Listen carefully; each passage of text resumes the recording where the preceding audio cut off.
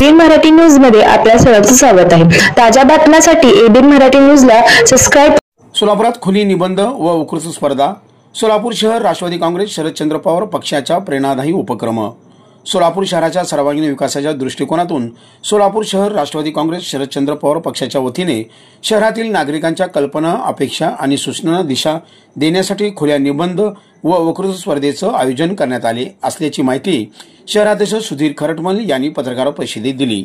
आमच्या शरदचंद्र पवार पार्टीकडून आम्ही सोलापूरच्या वक्तृत्व स्पर्धा आणि निबंध स्पर्धेचं आयोजन केलंय आणि त्यामध्ये आमच्या पक्षामध्ये जे हिरिरी काम करतात आणि ज्यांना त्यातलं ज्ञान आहे किंवा त्यांनी त्यातला तो माहीर आहे अशा माणसांची आम्ही निवड केली। त्यामध्ये डॉक्टर प्रतिष्ठा चव्हाण आहेत, पांढरे सर आता आले नाही इथे खबर, पांढरे सर आहेत, निशांत सावळे आहेत आमच्याकडे, त्यानंतर अनुदीन मुल्लाजी आहे।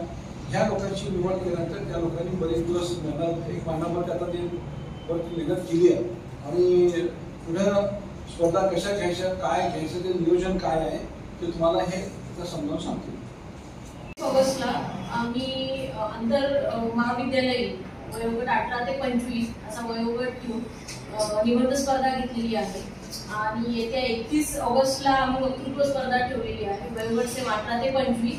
खरं तर आमचा ही स्पर्धा घेण्याचा उद्देश हा होता यंग जनरेशनला पुढे येऊन आता सध्या आगामी काळात स्थानिक स्वराज्य संस्थेचे इलेक्शन्स असतील आणि त्या इलेक्शनच्या अनुषंगाने भावी महापौर कसा असावा आणि यंग जनरेशनच्या कल्पनेतून महापौर कसा असला पाहिजे, सोलापूरचा महापौर आणि नगरसेवक कसा असले पाहिजे या अनुषंगाने आम्ही हा विषय घेतला आहे आणि त्याच याच्यात आम्ही निबंध आणि वक्तृत्व स्पर्धा ठेवलेली आहे। 24 ऑगस्टची जी स्पर्धा आहे निबंध स्पर्धा ती 11 ते 1च्या दरम्यान मंगळवेढेश्वर इन्स्टिट्यूट मध्ये होणार आहे। 31 ऑगस्टला वक्तृत्व स्पर्धा होणार आहे ते हिराच्या नेचर अँप्लिफायर मध्ये होणार आहे, अँप्लिफायर मध्ये। हा, आणि या दोन्ही स्पर्धेसाठी आम्ही एक आकर्षक बक्षीस ठेवलेलं आहे।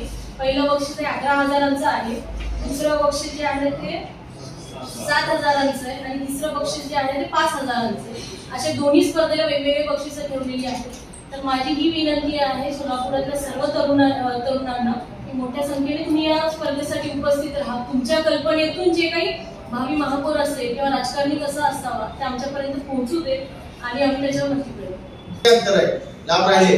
आणि माझी पत्रकार बांधवांनाही विनंती आहे की तुम्ही हा विषय खरोखर आम्ही जेवढ्या सोलापुरातल्या 10-12 कॉलेजला काल संपर्क साधला, भेटला, तिथे जाऊन त्याच्या प्राचार्याला भेटलो, त्या सगळ्यांनी आम्हाला या विषयाला खरोखर चांगला विषय घेतला, चांगलं हे केले, म्हणजे माध्यम चांगलं आहे तुमचं।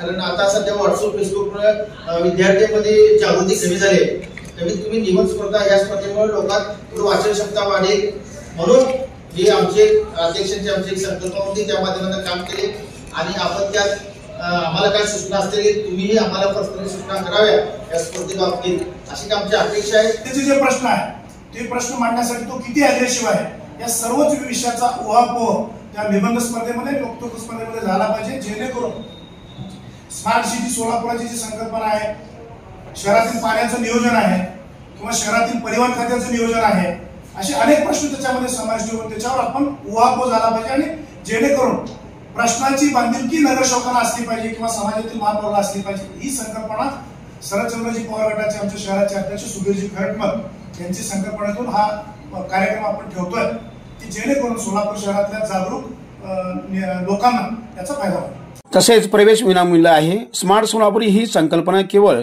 कल्पनेपुरती न राहता ती कृतीत उतरावी यासाठी ही स्पर्धा नागरिकांसमोर ठेवली आहे। सोलापूरच्या भविष्यासाठी तुमचा आवाज महत्त्वाचा आहे, तरी जास्तीत जास्त स्पर्धकांनी स्पर्धेत भाग घ्यावा असे आवाहन शहराध्यक्ष सुधीर खरटमल यांनी केले आहे।